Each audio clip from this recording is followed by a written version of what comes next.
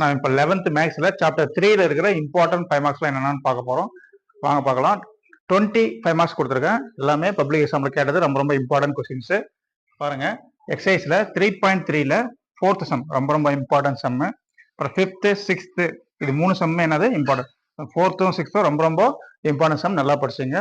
இந்த sin 180 sin 120 cos 120 அதெல்லாம் நீங்கள் கொஞ்சம் தெரிஞ்சு வச்சுக்கணும். அதெல்லாம் இங்கே யூஸ் ஆகும். இப்போ எக்ஸசைஸ் 3.4ல 1 2 அப்புறம் 25th கொஸ்டின் இம்பார்ட்டன்ட். இந்த 25th கொஸ்டின் ரொம்ப ரொம்ப ரொம்ப இம்பார்ட்டன்ட். நல்லா படிச்சுங்க. அப்புறம் 3.5ல 6 9th சம் இம்பார்ட்டன்ட். நல்லா 2-3 டைம் ஒர்க் அவுட் பண்ணி பார்த்துங்க. 11th சம் 6th 9th ரொம்ப ரொம்ப இம்பார்ட்டன்ட். நல்லா ஒர்க் அவுட் பண்ணி பார்த்துங்க. இப்போ 3.6ல 9th சம் அதுவும் இம்பார்ட்டன்ட் சம்ஸ். அப்புறம் நேப்பியர்ஸ் ஃபார்முலா பேஜ் நம்பர் 135ல இருக்கு. புக்கு பேஜ் நம்பர் 135 நேப்பியர்ஸ் ஃபார்முலா நல்லா படிச்சுங்க. கேட்கறதுக்கு வாய்ப்பு இருக்குது. நிறைய டைம் கேட்டிருக்காங்க. ஒரு எக்ஸாம்பிள்ஸ் 3.16 அது இம்பார்ட்டன்ட். 3.17 3.32 3.39 3.41 3.62 இதெல்லாமே இம்பார்ட்டன்ஸ் பப்ளிக்ல கேட்ட கொஸ்டின்ஸ்.